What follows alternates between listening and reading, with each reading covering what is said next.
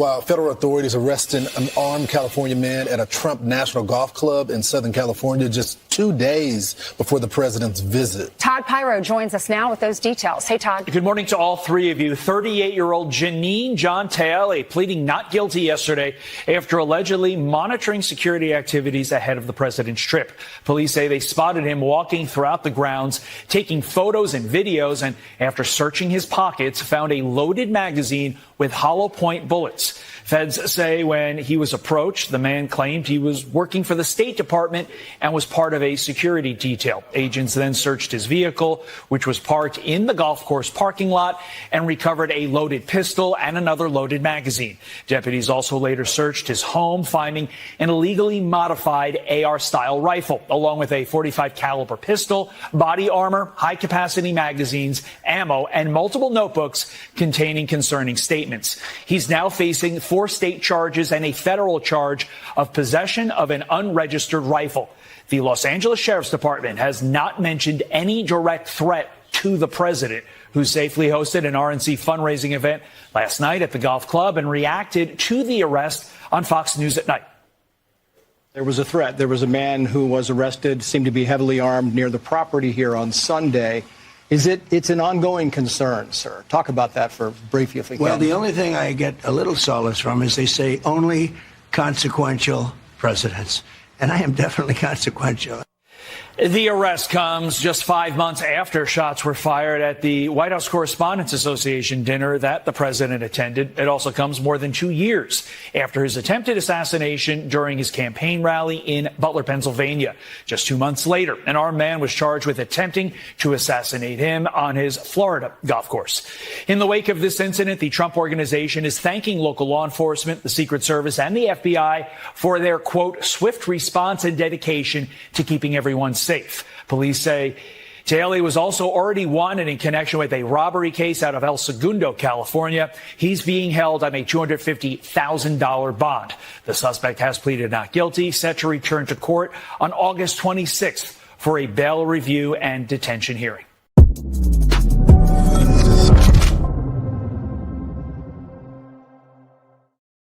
The moment is dire. The hour is late. The enemies are at the gates, and they want to kill us all. And so maybe it's time to start taking these things extremely seriously. I know that there is always going to be a bit of an atrophy in the attention span and motivation and enthusiasm for what we were doing. But the last 24 hours have proven anything. It is that you are not one generation away from losing your freedom. That's the old Ronald Reagan thing. Like, oh, we're only one generation away. No, we're one vote away. Hey, wake up. Wake up. We're one vote away. We're one election cycle away. They're here, and they're telling us what they're going to do. Pete Buttigieg, Kamala Harris, they're now all on board. Pack the Supreme Court, get rid of the Senate, get rid of the office of the president, make the president something that is like a functionary of the deep state, of like a permanent state, of like a government organ. They're saying this. Hey, Alex, I want those clips in the show. I don't know if we actually have them. Check them. But Kamala Harris, Pete Buttigieg, they're leading candidates for the presidency. Gavin Newsom, they've all said this. The communist one, the jihadist communist one in Michigan, it's all set. They're all ready to go. What's happening in Spain? They're just proving that they're ready. The machine is ready to go again. Open the floodgates. The NGOs have been set. We haven't done enough to disrupt and destroy the left-wing networks that actually allow for these things to happen. It's been obscenely frustrating to me. And it's something that we're going to try and reposition everybody on, because it is the only thing that matters right now is our civilizational survival. Today, Wednesday, August 5th, 2026, socialist candidate wins in Michigan. That was not a surprise, but there is a silver lining. We'll talk about it today. Heavily armed man arrested at Trump's golf course as President Trump drops deep state documents that show a criminal conspiracy of the FBI. Scott Pressler and Andy Ogles will be joining the show. My name is Benny Johnson, and this is The Benny Show. Okay, so let's go ahead and talk about what happened last night, just the top line for the show, because it's been just wild to see what's been normalized in our nation. This has been normalized in our nation. This is Matthew Thomas Crooks.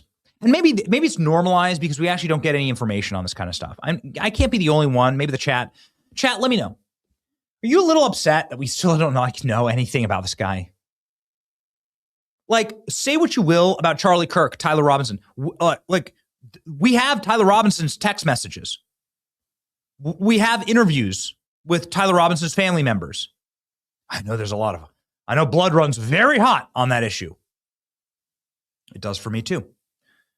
But we have so much evidence. It's demonstrable and empirical. You can see it. It's been confirmed. It's been confirmed through the devices. It's been published, and they have so much more. You've seen maybe like 1% or 2% of the evidence that's actually physically available. What have we seen on Matthew Crooks? He put a bullet through Trump's head. Who is he talking with here? First off, why do we even have this photo in the first place? Well, this is a photo taken from a police sniper rifle looking at Thomas Crooks. Police sniper rifle is looking down on Thomas Crooks. And they're not taking the shot. They're following the guy. Everybody knows he's suspicious as hell. They caught him flying a drone. They had to kick him out of the event. He had tried to get in I think they kicked him out because he had a drone and knives on him. They were following him and they just let him go. Then they took the police snipers out of the building and let Thomas Crooks wander around. The police knew he was suspicious. They wouldn't have taken this photo if they hadn't. Police job isn't to take a photo of every person that walks by. They're like, who is this creepy, lurking individual, and who's he talking with? Who's he speaking with? What's on his phone? Don't we have a right to know these kind of things? What is it in a different language? Is he talking with a government agency or entity? Is he talking with somebody who works for a foreign government? Is he talking with just a chat room? What's he looking up? Is he looking at his drone footage that he was somehow inexplicably able to fly because they just so happened to not have drone jammers that day? So he's able to fly his drone. Just a reminder that Thomas Crooks had remote controlled radio jammers to shut off all emergency signals. And then he had explosives in his vehicle. He was planning on bombing the first responders. This was such a larger and more complicated attack than just him taking a couple of pot shots on a roof. Maybe something went wrong. Maybe there's co-conspirators. I don't know because we don't know because we haven't seen the file. We haven't seen anything, honestly. We know so little. And it creeps people out. It's honestly why the it's why these things continue to accelerate. It's why there's an entire cottage industry about what happened to Charlie, because our trust in the federal government is at bedrock absolute zero. They've lied to us. And I've tried to have sympathy, frankly, for that contingency because I am that contingency. Because if you're smart enough to just have open eyes, I didn't even have to live through it, but you know that the USS Maine was blown up by our own Navy to start the Spanish-American War. You know that Pearl Harbor could have been prevented, right, by our federal government. They were out there sitting ducks. You know that the federal government created the Gulf of Tonkin, the Kennedy assassination, the Gulf Wars, weapons of mass destruction. You know those are lies leading into January 6th and COVID.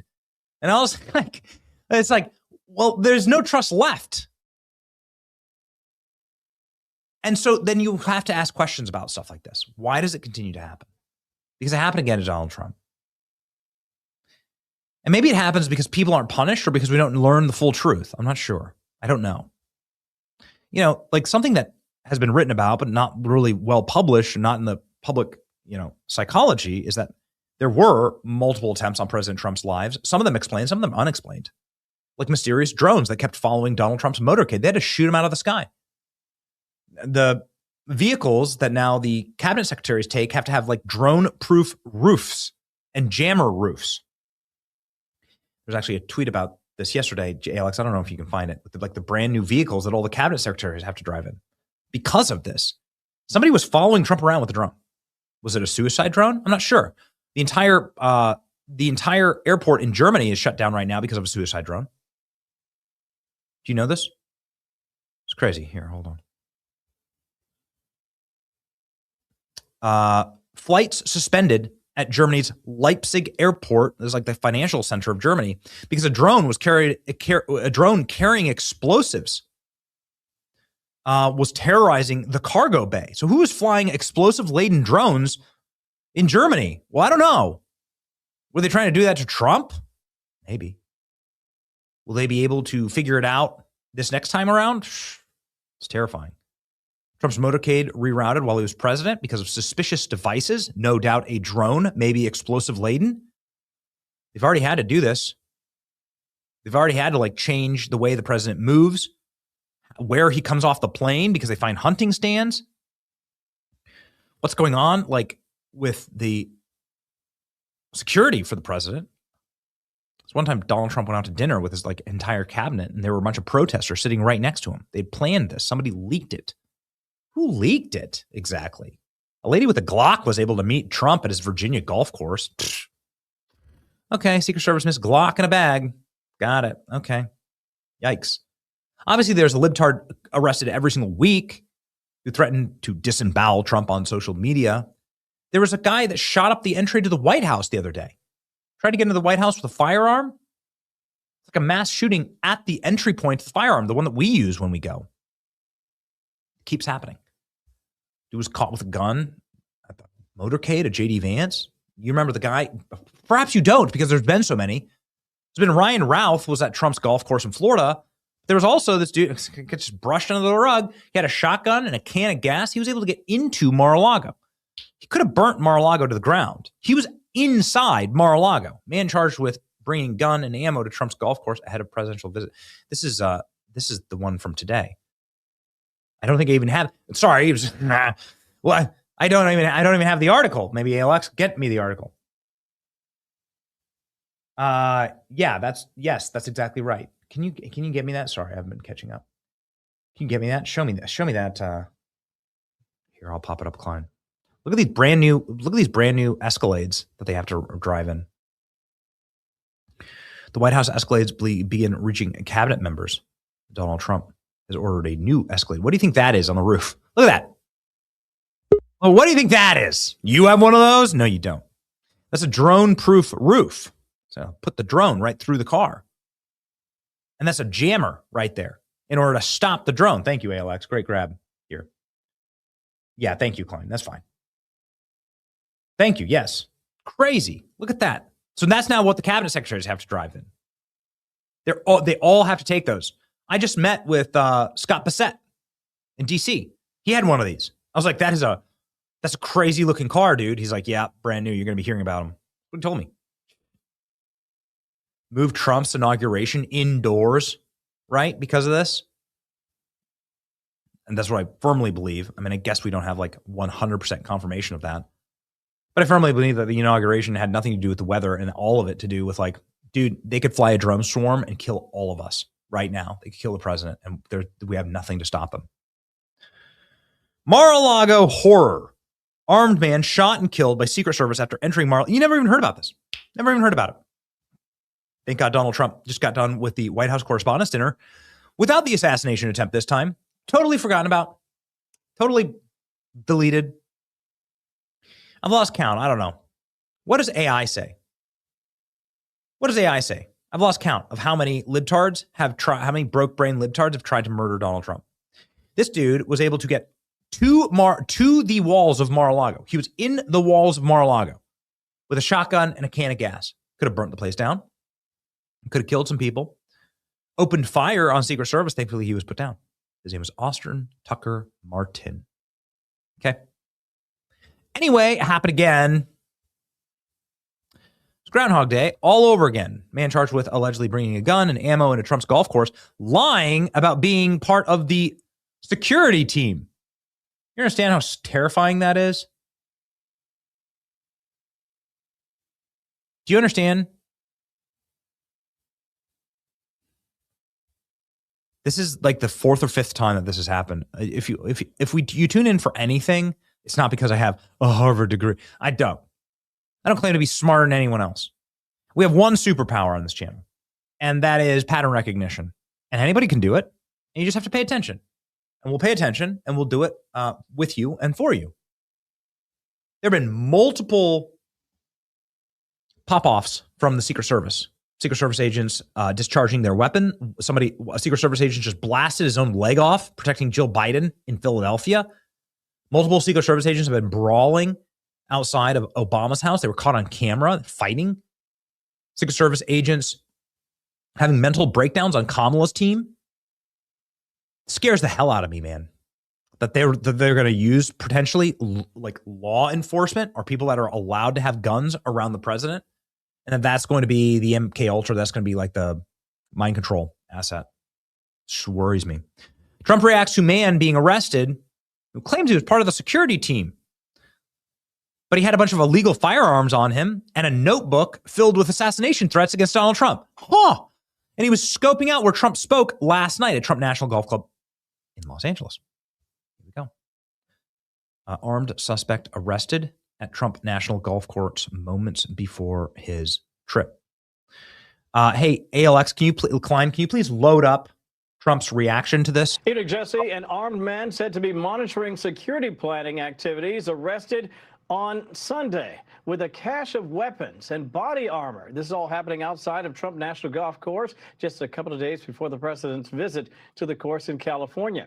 38-year-old Janine John Taylor from Downey, California, taken into custody in Ranchos Palos Verdes by plainclothes FBI agents after they spotted his suspicious activity. Now, agents observed Taylor walking through the golf course grounds, taking photos and videos, appearing to monitor security planning activities.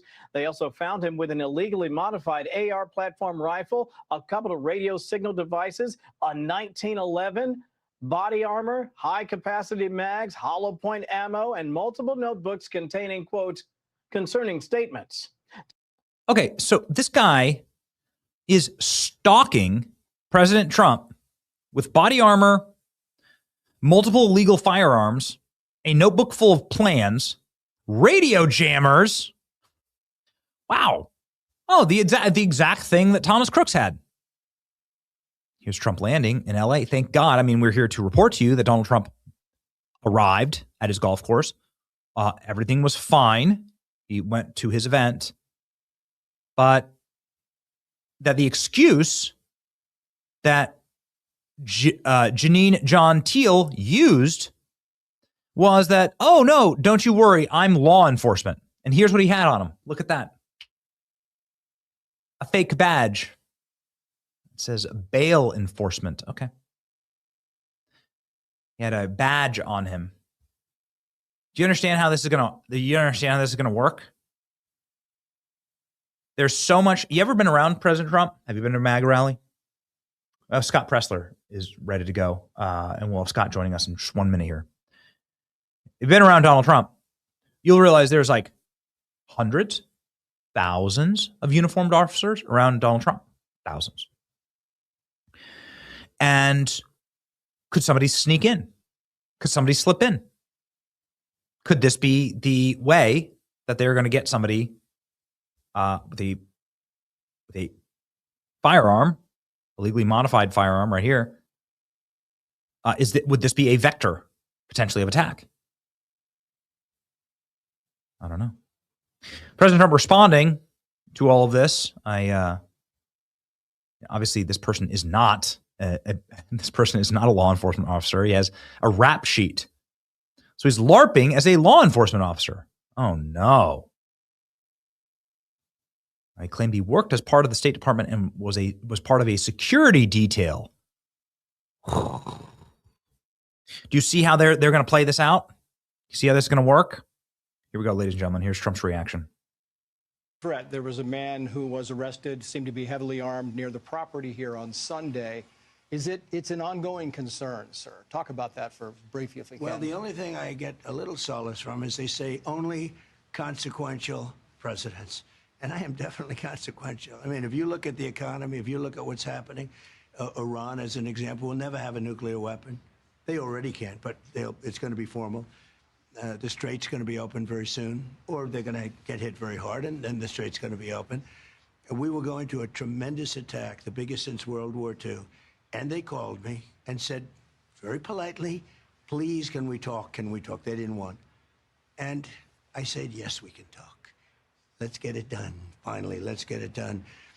This should have been done by other presidents for 50 years. You know, you keep hearing 47, but that's been for 3 years now. It's been over 50 years. Other presidents or other countries should have been able to do this. And I did something that I had to do, because if they had a nuclear weapon, this whole world would be a different place. If they back out again, are they done? Well, if they back out again, they're going to get hit really hard. You know, they know that. They understand that. I have no choice. They can't have a nuclear weapon. It's very simple. It's not like, gee, let's, think about something else. No, it should have been done by many presidents over many years, and it wasn't. And I'm doing it. Obama was taken to the cleaners. He thought he could bribe his way out. He gave them billions, tens of billions of dollars, so stupidly. 1.7 billion in cash, green cash, on a Boeing 757, an airplane loaded up with cash. They probably looked at it. They said, you got to be kidding. No, you can't bribe your way out. All you can do is fight your way out. And if they didn't, they wouldn't be talking if we weren't doing what we're doing. We hit them very, very hard, but the hard hit is yet to come, and hopefully we won't have to use it. I hope we won't have to. We're having very good discussions. They don't like to admit that, but it's a little bit disconcerting. You tell people like you, we're having wonderful discussions, and then some guy will come out of Iran and say, we have not met, we have not. It's just such a lie. All day long, you understand. It's just incredible. We didn't talk. They'll say, we didn't talk about nuclear. Well, what do we talk about? We're sitting there twiddling our thumbs, right? So, but it doesn't matter. Let's talk. Donald Trump unfazed. Donald Trump unfazed by what is tell me exactly what you would classify it as. A guy with a fake badge, with illegal firearms, scouting, skulking, and scoping out where President Trump is going to be. They raid his home. They find more illegal firearms. They find plots against the president. You tell me what that is. Okay, we're no sweet summer children anymore. We understand, and it's like a monthly. This is like a monthly, like a TikTok of a monthly basis operation to terroristically threaten, kill the president. And now you can see, of course, the results in Michigan last night. Results in Michigan. Abdul El Sayed squeaks through Michigan win as anguished Dems panic in battleground seat that it may slip away. We're going to bring on Scott Pressler to talk about this. It's again, a communist candidate who is a jihadist and also an left-wing radical, and is somebody who is clearly going to fare worse potentially in the Senate race in Michigan, but it's not been great.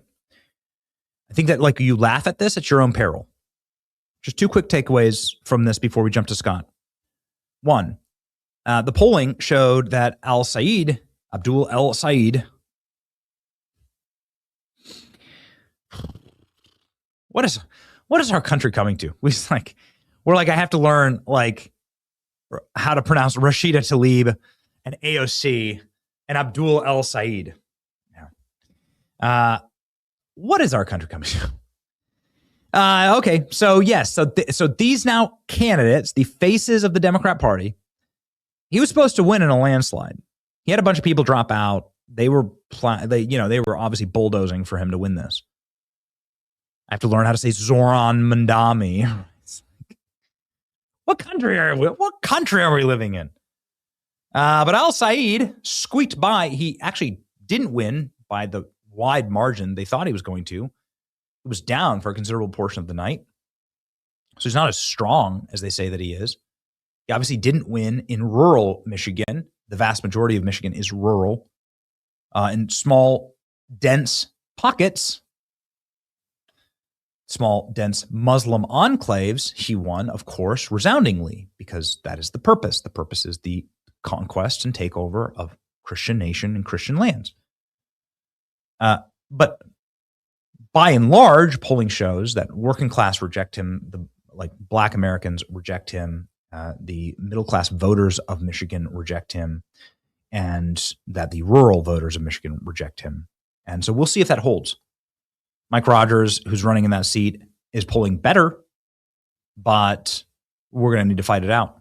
A man who knows how to fight, and a man who's fighting in the absolutely critical state of Pennsylvania, who has some critical wins to champion for us.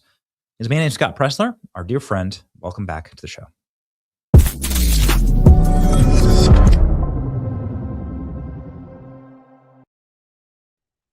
I'm just angry about them trying to kill our president again and again and again, Scott.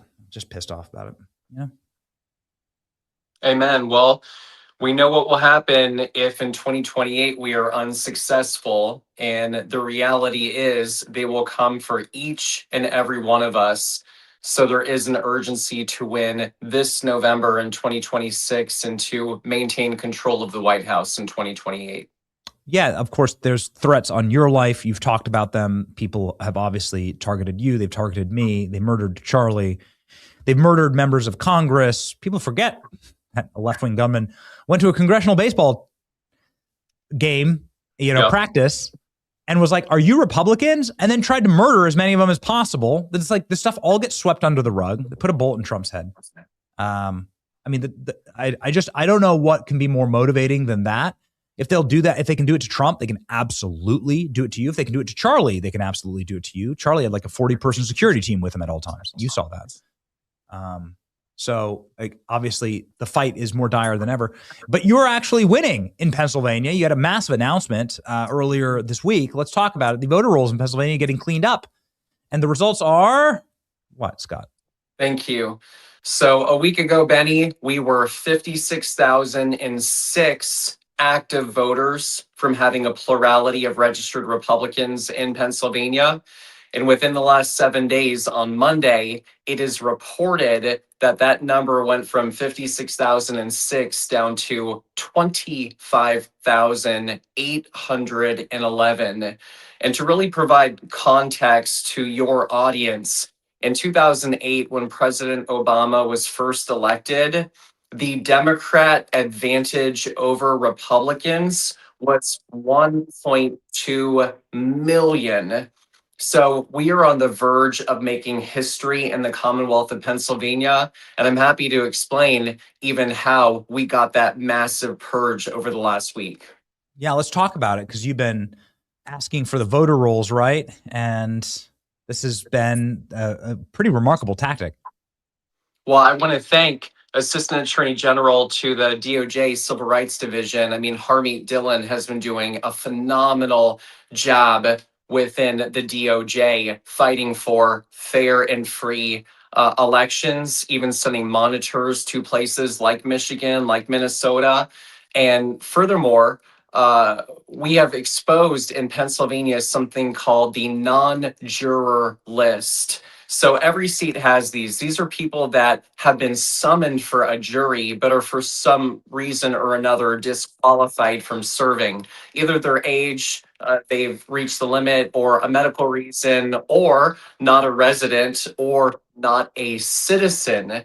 Now in Pennsylvania, this is breaking news. No one has ever retrieved this information ever before, Benny, that there's a state law that says the juror records are open to public inspection. And we're one of the only states in the union that allows this. So meticulously, county by county, we have been requesting the non-juror list. As you see on there, Chester gave us theirs, and that is 65 pages of nearly 4,000 non-citizens that have received jury summons. And I do have to clarify one thing.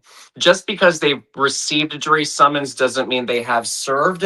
But regardless, these are thousands of non-citizens living within one county in Pennsylvania. And then what we're doing, Benny, is we are cross-referencing these non-juror lists with the voter rolls. And sure enough, my friend, we are finding ping after ping, flagged, alleged illegal alien matches of people that are on the voter rolls and voting in the Commonwealth of Pennsylvania. And so is this leading to the purge that just happened? Because Democrats control Pennsylvania, technically, and so they must be feeling pressure in order to do this. They're not going to wantonly do this. Is correct, Scott? Well, Well, listen to this. I'm not going to imply that correlation is causation, but look at the timeline for a second. Philadelphia told us we couldn't copy them, we couldn't get a digital, and we couldn't take photos, and they demanded public inspection of the non-juror list. Now, granted, I will say they were nice, and they allowed us to view the last decade of the rolls. I went with a staffer in person Thursday of last week, and one by one, we hand typed, hand wrote into our phone and laptop thousands of the non-juror lists because they wouldn't let us copy them. And sure enough, over the weekend, which county, Benny, did a purge of the voter rolls? Philadelphia, days after we inspected it in person. You know what the best part is? They not only removed, it was the biggest purge Philadelphia has done, with over 50,000 Democrats being removed and a net loss for the Democrats of over 31,000 voters in one weekend after we inspected the non-juror list. It's unbelievable work, Scott. What a loophole. Oh my gosh. Thank you. Charlie is looking down from heaven, smiling on you. Like, this is exactly the kind of tactic. You can use their laws and their rules against them. It's Alinsky tactics, and it's genius, Scott. Oh, and we're not done. Erie, which is the quintessential swing county, Allegheny, Lackawanna, Luzerne, Berks, they're all demanding in-person inspections. And if they want an in-person inspection, they will get one. And so my message is every single county, you're going to see long hair come to your courthouse peacefully and respectfully. And I promise, Benny, that we are not going to stop until we have obtained every non-juror list for the entire Commonwealth of Pennsylvania. And we will not stop until Pennsylvania becomes a red Commonwealth. What would, given the data that you've collected in this, what would be your assessment for the number of illegal votes cast in Pennsylvania? 1%? 2%? Hundreds of thousands? Tens of thousands, maybe 1,000? Thank you. Let me give you context. So Pike County is a red county, and it's very small. It's at the border of New York, New Jersey, and PA. Even that small county, and by the way, they gave us the last decade of their non-juror list. Thank you, Pike County. We found non-citizen matches in that county. We found hundreds in Center County, where Penn State University is, and Charlie made an indelible impact in Center County. And from the thousands of non-juror that we hand transcribed from Philly, so far from cross-referencing the voter rolls, it appears that 1/4 of the non-jurors appear to be alleged illegal alien voters. And so this is a state that has come down to less than 5 percentage point victories. And I can tell you that we are finding actual, active non-citizens registered to vote and voting. But here's the last thing, because Secretary Al Schmidt, who oversees the elections, said that he has confidence that there are no non-citizens. Lancaster County just identified a non-citizen that was registered to vote via Motor Voter and PennDOT.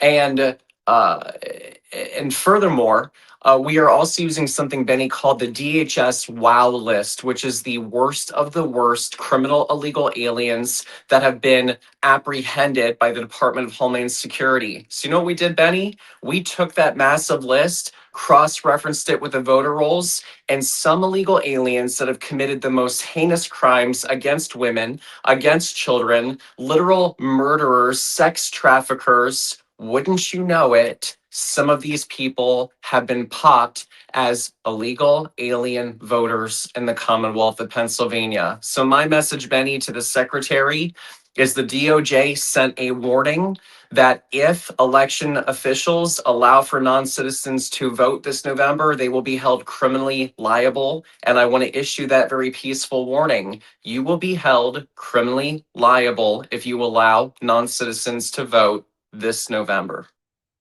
I want to move very quickly here over to the state of Thank you. Michigan, obviously a critical state as well, a swing state, a state that Trump carried in the last election cycle. But now we saw Abdul El-Sayed win in Michigan, and this and sort of communist moment that's happening with the Democrat Party. I have my own opinion as to what's actually happening. And I think the Democrat brand, frankly, is so broken that they're splintering off, and that this is going to be a disintegrationist movement for the left and not an energy movement for the left. But your thoughts on the state of Michigan, what happened last night? Why are we seeing this in the Democrat Party, this sort of swing, sort of violently radical? Here are my thoughts. It is evident that the DSA wing of the Democrat Party is becoming the norm, and that fringe minority group is no longer fringe, and they're taking over the party.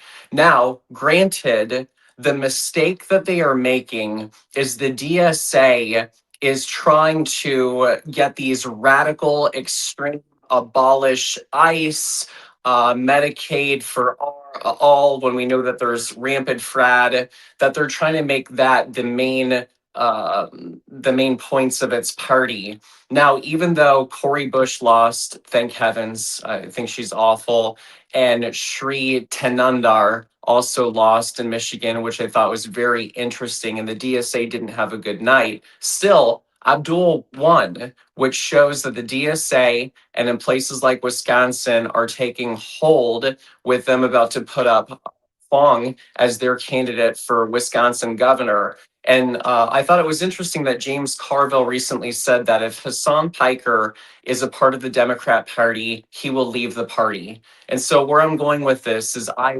welcome the left's march towards being the most extreme and radical party, because similar to Elon's journey to the right, we're going to see moderate Democrats realize that they have no home with the Democrat Party in places like PA, Wisconsin, Michigan, Iowa, Minnesota. And I think that they are going to come over to the Republican Party and find a home with us. So you are going to use this as a break point for moderate Absolutely. Democrats. Yeah. What's your strategy with that, Scott? Well, there are two very important messages that I want the Republican Party to really hone in on. And Please. Vivek Ramaswamy of Ohio is doing this. Governor DeSantis of Florida is doing this. And even Governor Abbott of Texas is kind of getting to where I think we should be. The best ways to bring people out of poverty and allow for opportunity are education and ownership. Education and ownership. And I think that if we want to show that we are the People's Party and that we want to elevate and lift people out of poverty, we must support school choice everywhere across the country. And here in the Commonwealth of Pennsylvania, Governor Shapiro has shut down school choice. He doesn't want to allow parents to choose how to best educate their children. School choice is one. And number two, abolish property taxes. Let's create the greatest transfer of wealth to American families via home ownership, because home ownership is how we can create that transfer to the next family, the next generation. And really, it is indentured servitude if we continue to pay for something that we own to the government, even though we have already paid it off. And I think if the Republican Party focused on those two messages, which is going to allow for affordability and that transfer of wealth, I think we would be very successful. Yeah, I can't get. I mean, I snapped yesterday on a member of Congress that was on. I'm like ashamed of it actually, because I just, if you don't focus on the affordability of regular everyday life, you can't call yourself the Party of America First. Right. You have to put America first, and putting America first means you have enough money to go on vacation. You have enough money to retire. You have enough money to do Christmas with your kids. And so lower gas prices, lower grocery prices, lower home prices, like home affordability, home access, right? This is it. This is the ball game. And they're not sexy. I mean, right? Like they don't make for great CENTCOM videos, and it's a lot of hard work, honestly. There's a lot of other factors that are not Trump's fault that leads to the increase in grocery prices that have been happening for a long period of time, the way that we've treated the dollar. And so while it's not sexy, so it's not sexy, but it actually wins. It literally wins. And it signals to the people for the first time in your lifetime or mine that the government is there to help you and not to, help some country in some far off land. And that's going to be their occupation and preoccupation. And so I think that's like utterly critical. It's like what you're saying is music to my ears, Scott. Thank you. Well, and speaking of America First, I do have to make one plug. I have a very good friend in Congressman Andy Ogles, who has an election tomorrow in Tennessee. He is a House Freedom Caucus member. And I am asking Tennessee's 5th congressional district, please support Ogles because the establishment is coming after him. And he has voted for the Save America Act, i.e. photo, voter ID, and proof of citizenship 4 separate times. He's voted to ban inside stock trading, which, by the way, the Democrats, I think 198 of them, wouldn't do. And so please, I have full faith and trust and endorse Ogles, Congressman Ogles, a member of the House Freedom Caucus in Tennessee's 5th. We ask for your vote. This is like one of those game shows. This is live. He's on.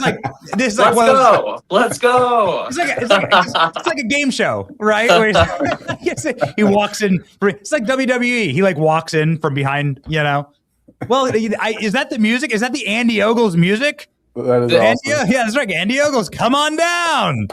This is like when President Trump was first announced as the nominee in 2016 at the RNC, and you had the shadow of him, and then he came out like a Pokemon or something. That was like the intro for Andy Ogles. Right. If I can inject, Scott, thanks for all the work you're doing. I mean, this just shows that the Democrats lie, cheat, and steal to try to win elections. This midterm is consequential for our republic, and so appreciate your work, buddy. I appreciate you. Thank you for being a staunch proponent of election security and ensuring that one lawful vote equals one eligible American citizen and only Americans voting in our elections. And we support you, Congressman. Thank you, sir. Appreciate it. If I may, my last question was going to be for Scott to just sort of lay the groundwork for what's happening with the SAVE Act. Obviously, there's never been a piece of legislation that Congressman Ogles helped write that has captured the attention and energy of the right more than this. Nothing. I've never seen anything like it. Thank you. It's like our Obamacare, right? Remember how much libs frothed at the mouth in order to get that, across the finish line. And unlike Nancy Pelosi, we just happen to not have a Nancy Pelosi in office is willing to actually do the work to get it done. So where are we on that? What is our closing midterm message on this? Maybe a question for the floor here. Thank you. So here's where we stand with the Save America Act. Right now, we are attempting so a couple things have to get done this week before the Senate, if they take a recess. And I think myself included with Mike Lee and Rick Scott and a lot of other members of the Senate say no results, no recess. Number one, we have to get a continuing resolution to keep the government open through December 11th. Why is that important?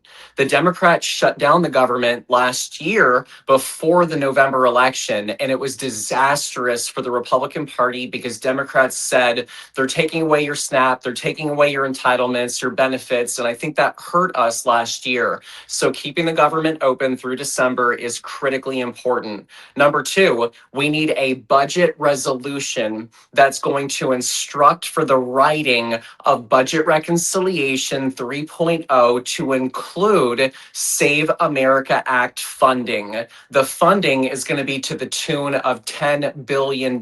So it is going to withstand the Byrd rule. This is not just photo ID and proof of citizenship. This is funding for photo ID and proof of citizenship, which is very important. And then, of course, we want the confirmation of Todd Blanche. and to ensure those three things get done. And so please, members like Congressman Ogles have done their job. Speaker Mike Johnson has done his job. President Trump asked for the Save America Act every day. We need the Senate on board. And people that are likely not going to support us, Benny, are Senator Mitch McConnell. We wish him well. Senator Murkowski. I'm asking Alaska to vote yes to defeat ranked choice voting this November. And if she doesn't support Save America, we will primary her peacefully in 2028.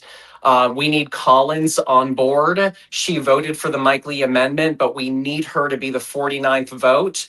And then Tillis, we need him on board. And Cornyn, I'm not sure if he will. So to anybody listening, tell Senator Fetterman he's in the fight of his life to maintain his Senate seat. If he votes for the Save America Act, we will support him, but he must be loyal to photo voter ID and proof of citizenship. And then once we get our 50 votes, Benny, for budget reconciliation, JD Vance can come in as the 51st vote, and we will get the country-saving Save America Act funding, which on day one of President Trump's signature will then maintain our voter rolls and ensure the upcoming election is secure. So that's the state of Save America, unless I'm missing something, Congressman. No, I think you nailed it. I mean, what's frustrating about this is in the House, we passed the SAVE Act, we passed the Save America Act. When you look at the last tranche of legislation that we sent over to the Senate before the August work period, we included provisions of the Save America. So literally Thune has multiple choice here as to which one he can get through the Senate. And so he makes this excuse of, well, he's protecting a few of his members. You know what? They signed up for that job. Put the dadgum bill on the floor and make them vote on it. And then they can go back home to their constituents and answer those questions. Look, a CNN poll, 83% of Americans, that's Republican, Democrat, Independent, black, white, brown, yellow, everybody supports this. Even Democrats can go back to their district and say, we got it done. So there are no excuses. There's no reason or excuse for him to be a coward. And if he's not willing to do it, he needs to step out of the way and let Mike Lee or someone like Mike Lee take over as leader and get it done. I wasn't planning on, I have a couple of questions for the congressman, but I love this inside outside. I mean, I got to take advantage of the inside baseball with the congressman here, but then the outside pressure that Scott has so masterfully run. Absolutely. You're calling right there, Congressman, for John Thune to step aside. Absolutely. Is that correct? 100%. Look, he has a mandate from the American people. Set aside what the president has asked for. Set aside the fact that the House has passed it 3 times. The American people have said, again, a CNN poll, not the bastion of conservatism, right? A CNN poll, 83% of Americans want the Save America Act. There are no excuses. There are no places to hide. Do your dadgum job or get out of the way. Mike Lee would put it on the floor. Marsha Blackburn would put it on the floor. There are others that would put it on the floor, like Senator Scott. Yes. Do the job or resign. And Benny, if I may make Please. one point too, to Senate Majority Leader Thune or any of the allies that may see this, we would have a 60 threshold veto-proof majority, or at least cloture-proof majority right now had we secured our elections years ago. Think back to Nevada with Blake Masters. He should have won. Think to Carrie Lake. She should be a governor, if not senator. Think to Mike Rogers in 2024. Think to Wisconsin, where we lost by 20,000 votes that Senate election. Think to Kelly Ayotte all the way back to 2016 in New Hampshire. Had we just secured our elections and done photo ID and proof of citizenship, we would have an even stronger majority right now when our leadership continues to say we don't have the votes. Let's force a vote, make them choose whether or not to take a vacation, show the American people which senators are with us and against us. And I make a promise that any senator that does not advocate and do everything in his or her power to pass the Save America Act, well, we are going to respectfully Louisiana and Texas you like we did this year. I mean, those aren't idle threats because we watched what happened. If you were to tell me 2 years ago that John Cornyn would be losing, not like by a little, we just got him over the finish line, Abdul Sayed last night, but by a landslide, like 4-1 landslide. I'm not sure I would have believed you, but this is a very different time. It's a very different landscape. It's a very different party. And I think the party is like righteously understanding what time it is. Especially having seen some of these results in Michigan. Congressman Scott was saying that he wants to use the socialist moment on the left and the communist moment on the left as a battle axe, as a bludgeon against the actual Democrat Party and the establishment, and then to bring over perhaps some of the moderates into the Republican Party if there are any left. Do you agree with that contention? Yeah, I mean, I think Scott's right. I mean, what you're seeing in the Democratic Party is a lack of leadership, quite frankly, which has allowed this insurgency of these socialists, these Marxists to hijack and take over the party. Now, we've got to be careful, and you never underestimate an opponent. Like, some of these folks might actually win. And, every time they add a member into Congress, now, one, which you hope happens, look at Mamdani in the city of New York, that there's a backlash against his socialist policies, and then New York comes to its senses and elect someone more moderate. But that being said, I think we're at an inflection point in this country. You have kids out there that think this idea of socialism is great. Well, it's not so great when you're standing in line for a loaf of bread. They have no idea what they're talking about. So we need to own that narrative, and we need to fight like we need to fight to save this republic. And quite frankly, Republicans need to do a better job on messaging and going on offense instead of just sitting back and letting it happen. It's amazing. We control so much and we have no messaging. So frustrating. The messaging falls to Scott Presler. There's your messaging, right? Our show does in our humble ways, tries as hard as we can to message, but no Republicans ever help us out. It's unbelievable. If I may end, Benny, I'm so sorry, with an action item. Please. Today is Wednesday, and very likely the Senate, either on Thursday evening or on Friday, will have that vote on whether or not to take a 37-day paid vacation. I ask you, please, after you're done watching the Benny Show, please call your United States Senate. I'm going to post on my feed the members that we need to reach out to. It's a 202-224 number, and I'll give you the last 4 digits.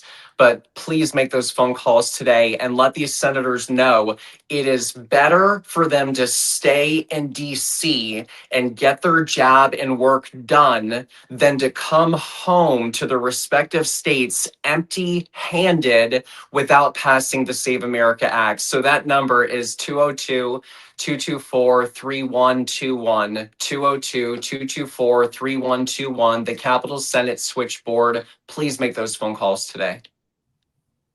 Okay, Scott, I just want to say thank you for your time today. I have a couple of follow-up questions for the congressman, but I do have something for both of you actually here. We've put together what Scott asked for whenever the congressman comes on the show, and it's Donald Trump walking out with the blinding light. And so here we go. We have this plus the actual music to accompany it. The future of MAGA is here. So we'll do this. We'll never do it again. So we'll never have this. We'll never be caught flat-footed ever again. We pride ourselves. We pride ourselves in having a good production around here and an entertaining production. We're never going to have the congressman just drop in without the entry music ever again. Okay? No, we're gonna perfectly timed. Okay. All right. We're working on it. Never again. And Scott, we'll get your own. And Scott, guys, team. I'm speaking to ALX and Klein and Danny. We should do entry music for everybody. We should do walkout music for everybody on the show. Okay. So we're gonna work on that.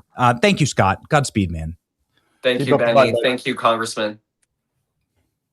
That was amazing. I'm sorry. I don't mean to put you on the spot, Congressman, or anything like that. I know we normally do an intro, but Scott was just shouting you out. Right. Just had to do it live. Well, he's right. So I've got this primary coming up. Obviously I'm endorsed by the president. I'm one of the president's closest allies. And I led the charge against some of these green energy subsidies that these billionaires in California are making millions of dollars off of. And so because of that, we've got a billionaire, a lefty that supports Kamala Harris is spending $2 million against me in my race. And so, tomorrow's the election day, of course, but, we're fighting through it. We're cautiously optimistic, but, the day's not done. And our kids play sports, they run cross country, and we always tell them run through the tape, which is what we'll do here in Tennessee. That's exactly right. You've been you become actually, I think we met like a long time ago at John Rich's house, and you're telling me about your race and about the district, but you become a bit of a rock star, you and Brandon Gill, in your ability to actually define and describe what is happening to this country. And lucky you, every single week that goes by, you're proven more correct, because we just saw what happened in Spain. Spain is just like a perfect allegory for, I think, what will happen next in this country the second the left seizes control. And you've been warning of this, yes? Absolutely. I mean, fortunately, there's lots of data out of London, out of Paris, out of Rome. When you have a migrant population that hits 10, 12%, and in those three cities, most of those migrants are Islamic. In each one of those cities, that population, that 10, 12% of the population, is 50% of the sex crimes. And so regardless of their country of origin, regardless of their faith, if you have 10% of your population committing 50% of the sex crimes, you've got a problem. And it's probably time that you do something about it. One of those is shutting down your borders, not letting these people invade your country, because it's not a migration, it's an invasion. And that's why I've been sounding the alarm like Paul Revere, like they're coming. And if we don't wake up, that's going to be New York. That's going to be Chicago. It's going to be Nashville. What do you propose to reverse this? Because again, this is extremely popular. What you're saying is very, very popular. An absolute majority of the American people polled want mass deportations. Absolutely. They want their country back. They want peace and cleanliness and homogeneity in their neighborhoods. They want to be able to send their kids bicycle down the street. And you fundamentally cannot do that when you have a zero trust society. And so what are the remediating things that we must do in order to not become the hellscape that we see in Europe? Well, as a member of Congress that's close to the White House, I carry a lot of the legislation for the White House, including on immigration. So I've got the Assimilation Act, I've got Anchors Away, which addresses some of that right there. But at the end of the day, assuming we can pass those in the House, which again, I'm one of those, put it on the House floor, make members take tough votes. You're either siding with illegals, people who are stealing from the taxpayer, stealing from our country, or you can side with Americans. The choice is clear. It's the Senate. The Senate's not going to do a dadgum thing. And it's so frustrating. We're in a crisis mode here with our elections, with the invasion of migrants and again, you can look at Michigan, you can look at some of these cities that have been overrun by migrants, and the sex crimes in particular are off the charts. Why? Because they don't view women the same way. They don't respect women the same way that you and I do. Enough is enough. And we have to have this tough conversation. We have to have an honest conversation that there are some societies that do not belong in this country. Before 1965, we had a quota system for immigration. We decided who came in, we decided who had to leave, and we need to get back to that. Yeah. So you believe full repeal of Hart-Celler? Absolutely, 100%. And we should put a moratorium on immigration. We should set a quota system for who's coming in. And if you have a criminal record, if you're a member of a gang, if you're a murderer, a rapist, or a thief back in your home country, you should not even apply, because we're not going to let you come in. How do you incentivize? Because so much of this, I mean, some of it is driven by like pure Dr. Evil style evil, right? Somebody just, they want to destroy Western civilization. They want to destroy Christendom. Some of it is driven by what I think is more of a corporately acceptable explanation for mass immigration, which is we need the GDP numbers to go up, right? Americans aren't having enough babies. Americans aren't procreating. We're barely at replacement levels. Europe is far below replacement levels. A lot of Asian countries are far below replacement levels, but they're, of course, a different continent. But that's a crisis, right? For every civilization, we know that. And a civilization can suffer great collapses. And so this would be the academic reason for mass migration. They never talk about, like, why are young people not having kids or starting families? Like, that's never part of the discussion. What can the government do? Maybe that's the wrong way to start the question, but but since this is a show that talks politics, I mean, we should talk spirituality here. I mean, from the beginning, but since we can come up with man-made solutions to some of these problems, it would be really refreshing to start talking about that. Like, what are the barriers from keeping young people from getting married, starting families, living the American dream? Yeah, I mean, and I was going to say that, we have, there's this thing called the American dream. There's no German dream. There's no Japan dream. There's no British dream. It's the American dream. People want to come here. And we have the opportunity to be selective about who we let in. And who we let in any given month or quarter or year may differ depending on the needs of our economy. But at the end of the day, it's Americans first. And so if you're a young person and you see these mass waves of migration and immigrants coming in, taking jobs away from American workers, it's frustrating. It's demoralizing. And so we need to send a clear message that we're going to be selective about who comes into this country. And if you come into this country and you commit a crime, we're going to send you home and you can never come back. We get to choose who comes in. We get to decide who has to leave. And we should always be putting Americans first. And think about, under Biden, you had roughly 200,000 Afghanis came into this country, 200,000. Over 50% of those are on welfare. 72% of them are getting free health care. Meanwhile, we have veterans killing themselves still at a rate of 20 to 22 a day. We have third graders that finish the third grade and they can't read, write, or do arithmetic. The biggest indicator of whether or not you're going to go to prison as an adult is whether or not you can read, write, or do math when you start the fourth grade. And so we are failing our children. We are failing our veterans. Why? Because some historically have put immigrants and illegal immigration over American citizens, and I've had enough. And that's why you have lefties in California that are spending $2 million in my primary to displace me, because what I'm saying is truth, and they can't handle the truth. I love that you're actually taking action on this. If you had just a couple more colleagues that have the bravery to impeach judges here, like Judge Allison Burroughs, your filed articles of impeachment because she has ignored the Supreme Court and attempted to force mass migration from Somalia into American communities. America is not Africa's dumping ground. Where's the bravery? Yes, all of our forefathers would have said this, by the way, right? Like everybody would have said this, that you can use mass migration as a biological weapon in order to change the peoples of a land. And that's what conquest has always been. Somehow we don't see that paradigm. But you see it very clearly. I'd like for you to talk about these articles of impeachment and maybe this tactic that you bring up here, which is we're being colonized. Our nation is being colonized right now by the third world. Yeah, absolutely. And look, when you look at any foreign nation at this point, they can't beat us in a head-to-head conflict. So how can they invade you? Through migration, right? Through coming to our country, having babies, getting citizenship for their children, and planting those seeds. Now, when you look at Judge Burroughs, you have a judge here who has a history of political activism from the bench. So when you think back to President Trump's executive orders on DEI and universities, Harvard refused to comply. And so the president was like, we're going to hold some of your federal funding, hold your grants. It was this judge who ruled against the president to allow Harvard to disobey an executive order from the president of the United States.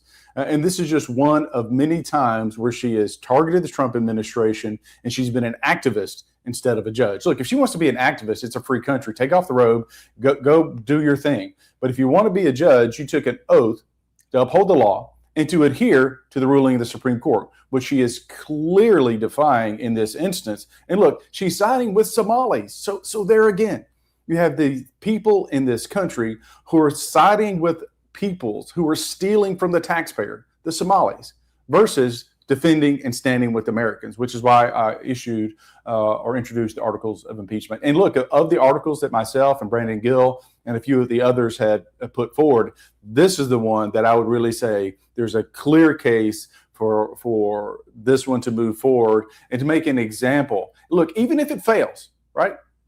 There's no guarantee that when we put something on the floor, it's going to pass. Put it on the floor, make people take the tough vote, and then they can go back home and explain it to their constituents. Yeah, if you can't impeach the judges, then you're going to have de facto rule by the judiciary, a dictatorship of the judiciary, correct? Like that's Our like you founding fathers warned us about an all too powerful judiciary. Yes. And when you have a judiciary that is legislating from the bench, that's Congress's job to legislate, not the judiciary. But what you've seen over the last 3 decades is the judiciary has become a second legislative branch, and that needs to stop. And like I said, our founding fathers warned us about the judiciary. Yes. You've been warning about mass migration. I guess we have a new clip. The team has so many clips of Al Said. I want to pop this one up. This one, I can't. Here, guys, throw this up, will you? So he's now telling people that if you can't say his name, then you need to keep his name out of your damn mouth. And I'll give you a lesson. Let's listen to this. Here you go. You know, they think that you want to use my whole name against me. Mike, listen, man, if you can't say the name, it's Abdurrahman, keep the name out your damn mouth. I'll be happy to give you lessons. Got it. So this is his first commentary after winning the primary yesterday in Michigan. Your response, Congressman? Well, again, you have these socialists that are really infecting, taking over the Democratic Party, which creates an opportunity for the Republicans to step into the gap and to lead. Now, historically, Republicans lose or I would say the party in power, which in this case is the Republicans, loses in the midterms. Because of folks like whatever his name is, we can win the midterms, but we have to deliver. We have to communicate. We have to focus on affordability. We need to meet our constituents where they are. And what are they talking about? And you know what they're talking about? They're talking about gasoline and ground beef. They're talking about affordability. Correct. Yes, that's exactly right. I mean, if you he might be a senator, congressman. You might meet him in the halls. You certainly will one of these days. Are you going to say Abdurrahman El Sayed? Are you going to call him by that name? Are you going to practice that? I'm polite to everybody. I'll say hi. I would say keep these people out of my damn country is what I would say. Right, exactly. Your name out of my mouth. It's not up for me to have to learn. Nobody by that name fought in the Revolutionary or Civil Wars or World War I or II for America. By the way, you just got here, bro. It's like the belligerence and privilege of like barking orders at the nation and like scolding the nation and scolding all of us who built this society that you parasitically take advantage of. It just makes my blood boil. The sheer arrogance of his statement. Entitlement. The third world entitlement. It is insulting. It truly is. It's something truly alien to like the ethos, the Protestant ethos that built this nation. The entitlement is like truly repulsive.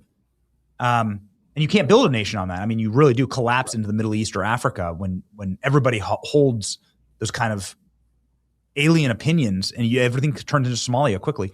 This is my final question for you. And I want to start going beyond maybe the talking points here and the slogans and the tweets into like the practical realities of this. Everybody talks about remigration. Eva Vanderbroek, I can't remember how to pronounce her Dutch last name, but she was here talking about remigration in Europe and how close they are to getting like mass remigration. But like how exactly, right? Like, so how? When a corrupt system had made paperwork Americans out of 100,000 Somalis, right, in Minnesota. Right. How do you even begin remigration? What is it, voluntary? Like, I don't think that's going to happen, Congressman.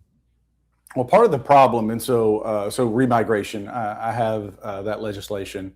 Please. And so when you look at some of the things that I propose, is currently denaturalization and ultimately deportation is done through the judiciary, and my bill takes it from the judiciary and moves it over to immigration and customs. And so instead of it being a legal action, which can take years and you have appeals, it becomes an administrative action, and it can be done in minutes. And once it's ruled, it's over and it's done, and you're out of here. And so literally you could have jurisdictions all over this country processing thousands of people to be denaturalized and deported every single day. And so that's part of the problem, is that our judiciary, our judicial system is swamped. It's busy. You got murderers, rapists, and all the crimes committed by the illegals, right? So take that burden off of them, because at the end of the day, they're not going to get to it. Move it over to what agency has the expertise, Immigration and Customs. Make it administrative, and you can click through these folks day in and day out, literally thousands per day per jurisdiction, excuse me. But look, how do you eat an elephant? One bite at a time. Is it a big number? Of course it is. This problem didn't happen overnight. So you start with the worst of the worst. You start with those that you find, and then you just keep on moving. And once you build momentum and you have critical mass, then I think people do start self-deporting, because they know their day is coming. And so we've got to start somewhere. And my legislation on reforming our entire immigration system, so the assimilation, the remigration, and the anchors away, those three different pieces of legislation, fixes our immigration system, gets back to pre-1965, where we have a quota system, and quite frankly, we stop letting our country from being invaded. Yeah, and that and cutting welfare part of any of the legislation? Absolutely, 100%. Okay. No one who comes here as an immigrant should immediately jump on welfare. That's for Americans who are in need, not for illegals or migrants who want a better life. And look, I get it. I totally get it. I know why they want to come here. It's the American dream. It's not the Saudi dream. Again, it's not the German dream, not the China dream. It's the American dream. But if you're going to come here, have a job. Otherwise, don't come. Boy, I feel like that would fix everything fast, quick, and in a hurry, Congressman. Absolutely. And it's not as complicated as people want to think that it is, right? That is exactly the way that you should vote if you are in Tennessee for the congressman tomorrow. Is that correct? Tomorrow, That's right. Which is our primary date in Tennessee. A fine red state that's getting redder. It's a wonderful trend. And so our full endorsement for Congressman Andy Ogles, who is an absolute champion. And you can follow him here. And then please vote for him if you are in Tennessee's fine 5th District. Godspeed, Congressman. We'll be cheering for you. Absolutely. Thank you so much.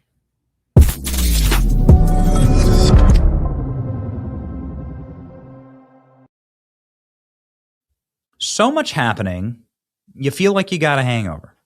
So much going on, you feel like you get, and I get a hangover. I don't like to drink anymore. I mean, I'll tell you this. I don't like to drink. I loved to drink when I was a kid, when I was like young, half my age now. Man, I was boozing. I would consider myself, I think, an alcoholic. But it's, frankly, not great for you, to be perfectly honest with you. But there are ways that, I do like to have a glass of wine here and there. There are ways that you can ensure that after a long day, or let's say a long election night, that glass of wine doesn't have any deleterious effects on you. Z-Biotics is a way to do that. Z-Biotics is a pre-alcohol probiotic drink. Probiotics are very good for you. I drink probiotics. It's the world's first genetically engineered probiotic. It was invented by a PhD scientist to help tackle rough mornings after drinking. And here's how it works. When you drink, alcohol gets converted into a toxic byproduct in the gut, builds up this byproduct. It's not necessarily dehydration. That's to blame for the rough days after drinking. It's just biologics. So you can fix it with biologics. Pre-alcohol produces an enzyme that helps break this product down. Simple as. There you go. So you should give it a shot, if you're somebody who enjoys a glass of wine like I do. Here we go. Pre-alcohol works overnight, so you can have a real weekend and show up sharp. Zbiotics.com/Benny, code Benny for 15% off. Zbiotics.com/Benny, code Benny for 15% off. Okay. Ladies and gentlemen, El Said. I don't like it. Look at all these clips. We don't have time. I mean, you guys know what the dude is. How about this? America is racist. America is founded on racism. And give illegals driver's licenses. Let's play those, and and we'll wrap it up. I mean, like, again, this should be the easiest fight. This should be the easiest fight ever. The guy's also, I think, like 4 feet tall. It should be very, very easy for us here. But yeah, don't underestimate your opponents. Here we go. America's founded on racism. Oh, where have I heard that before? On the removal of a whole people. Founded on the idea that we could compromise on whether or not people, as a function of the color of their skin, could be enslaved by other people. Founded under the idea that all people are created equal, all men, but that only meant certain men. Whoa! What are you talking? I don't know if that's Arabic or not. Whoa! Hold on, bro. You're gonna sit there and scold us, the only country that fought a civil war for the equal rights of all men? You're going to scold us? You're a practitioner of Islam. Islam is, in fact, the only institution on earth that maintains the slavery practice to this very day. All slave markets on earth are run by Islamists against black people. All of them. You dirty bastard. You dirty scum. You absolute rat. You parasite. You're going to sit there. You're going to come here to our line. You just got here, bro. You're going to come here and lecture us on slavery. This just shows exactly what the op is. How dare these people? I mean, they make my blood boil. You have no understanding of America. You have no ties to our past or history. You have no understanding. Like, nobody named El Said fought in the Civil War, nor would they. But if they were fighting, they would certainly be fighting on behalf of keeping as many slaves as possible, because Muslims keep slaves today, Junior. I think there's 7 million people enslaved in the world today. Guess where they are? Africa. Guess which nations? Not Christian ones. Islamic one. Why? Because slavery is permissible in Islam. Hey, bro, you ever read the Quran? What do you think of child brides, multiple wives? The taking of concubines and slaves after conquest. That's all in the Quran. I've read it. Have you? You're going to sit there and lecture me as a practitioner of Islam about slavery? You jackass. You're going to lecture us in this country about our grand and proud and honorable tradition for fighting for the freedom of all men equally, which is by its very basis, the foundation of my society, not your society, my society, Western civilization, that is fundamentally Christian, not Islamic, Christian, so all men are created equal. And it was a very bloody million men when this country didn't have anyone to spare. We were a small, nascent country. 1 million men died for that principle. And you're going to sit there and lecture us? Where's the million Muslim? Have 1 million Muslims ever died to free any slaves? Of course not. Have 1 million Muslims died in order to enslave people? Oh, yeah. In order to enslave. It's like it's the literal opposite. Where's your apology, jackass? There is none, of course. There's no introspection ever. There's no self-actualization or any type of perspective or assessment. There's simply conquest. I mean, this is what this is used. It's a battering ram. It's a battering ram that gets used as a tool, and that's why we have to be able to counter-message it. And fundamentally dispatch it. And thankfully, I think a lot of Americans are sick. I know, as a matter of fact, a lot of Americans are really sick of foreigners coming here. And they come from the worst places on earth, and they grovel at our shores. And the moment you let them in, they are so entitled. They lack all gratitude. And they immediately begin to act like parasites, like viruses inside of the body politic. Complaining, sneering, lecturing, causing problems, friction, agitation, scolding. Why? You gotta ask that. Why not be so grateful? Where's the gratitude? Oh, well. me tell you what, there is no they've always seen it as a conquest of ethnically European Western cultures. They've always seen this as the tool.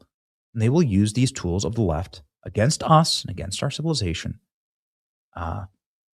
blatantly and belligerently, not acknowledging how bloodthirsty, hypocritical it all is, that it is Islam that keeps all the slaves in the world up to this very day. 7 million people enslaved right now, today. The year is 2026, August of 2026, August 5th. And there are millions and millions of black slaves. Where are they exactly? Who's trading them? Oh, they're in the markets of Libya. Those biggest slave trade markets. And everyone, the American left will sit there and lecture us about something that was solved 200 years ago at great cost. And every other Christian nation on earth, in Europe, obviously ridding themselves of slavery through great effort, political effort, not often war. And you get no respect for it. You get absolutely no respect from these people. And so then it begs the question, like, exactly what are they doing here? You know, we were told, boomers were told, these people are going to enrich you. Do you feel enriched? Does that feel enriched to you? They come into your home, they break into your home, they eat your food, they sleep on your couch. And when you come downstairs to go to work in the morning, they're yelling at you and insulting you. They use your bathroom. They don't even use the bathroom. They make the place filthy. And then in order to cap it all off, they don't even say thank you. They're gonna lecture you on your way to your car, to your job, about what a bad person you are. Because of something there. Because you've solved a problem that they created, right? They created it and still practice slavery. They're going to lecture us about it.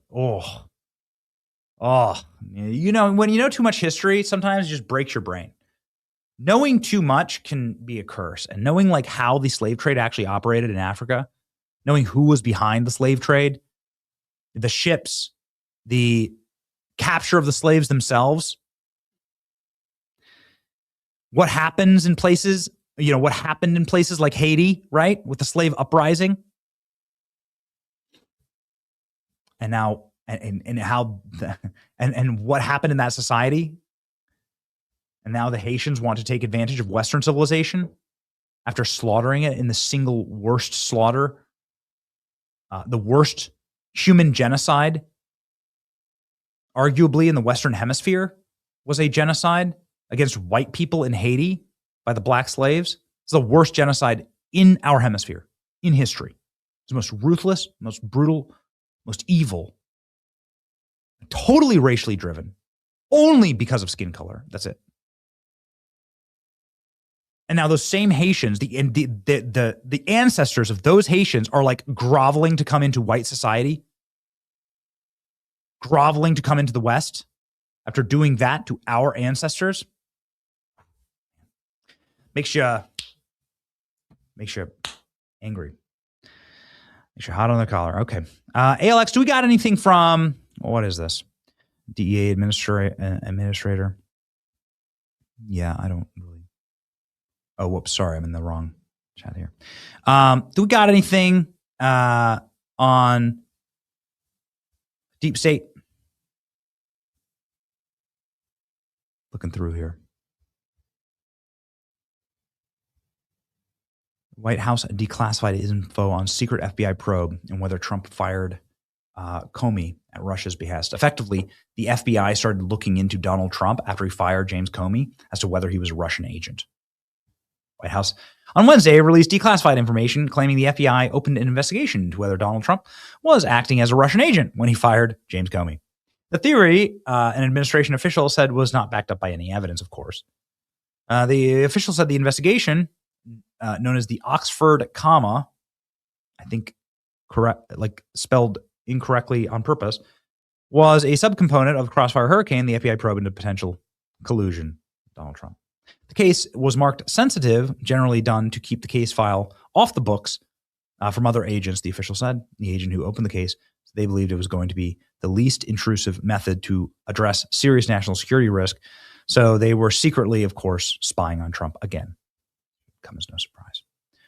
All right, ladies and gentlemen, the way they spy on you is your phones. Patriot Mobile is my phone.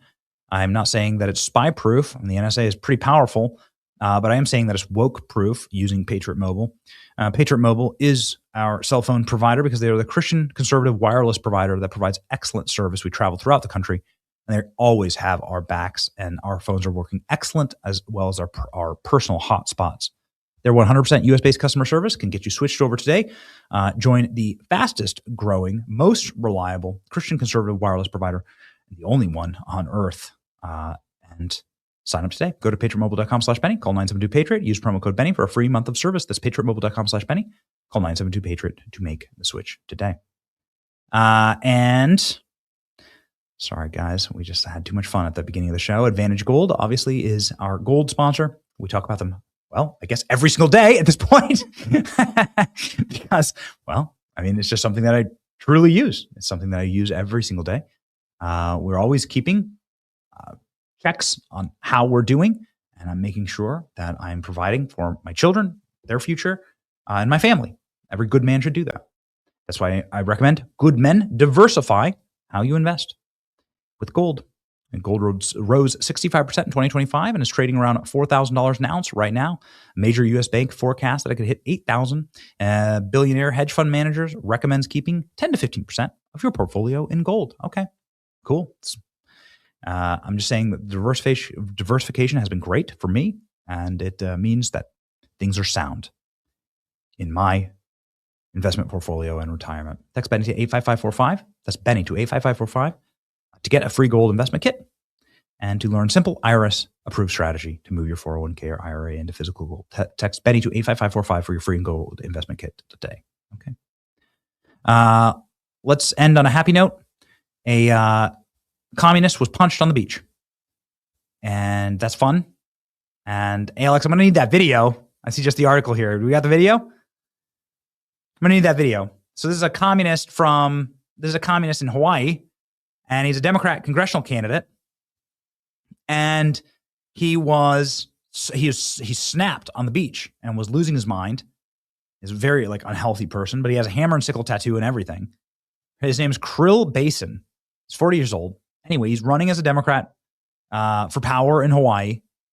And he's wandering around on the beach, screaming at people, threatening to kill a lady in his underwear. It's in his underwear. And anyway, somebody just told him to turn his music down. Classic how that always seems to be the trigger for these people.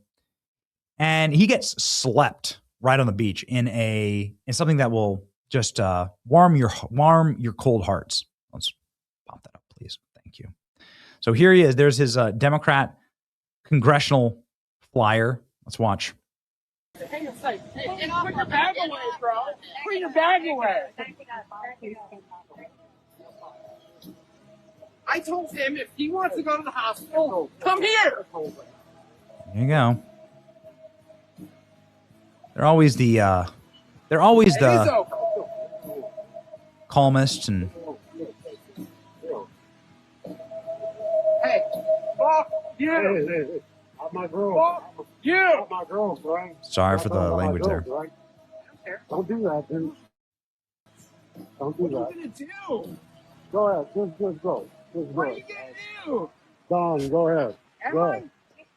I didn't fucking put him in the ground. He'll show him what he's going to do in just 1 second. Let's go, bro.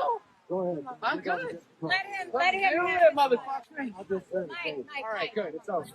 It's over. He's a child. Let's go. Oh, shit. Chair thrower. So then this guy gets slept. He gets up. He tries to throw the chair here, and he gets just absolutely slept by this this guy who's like a native Hawaiian or an islander who comes over, who knows what he's about to do, goes and connects right with the chin, right with the jawbone, right here, and just good night. Watch. Chair thrower.